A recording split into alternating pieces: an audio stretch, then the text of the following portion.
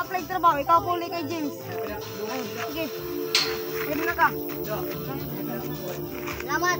Salamat, boss. Okay. Ito na ko.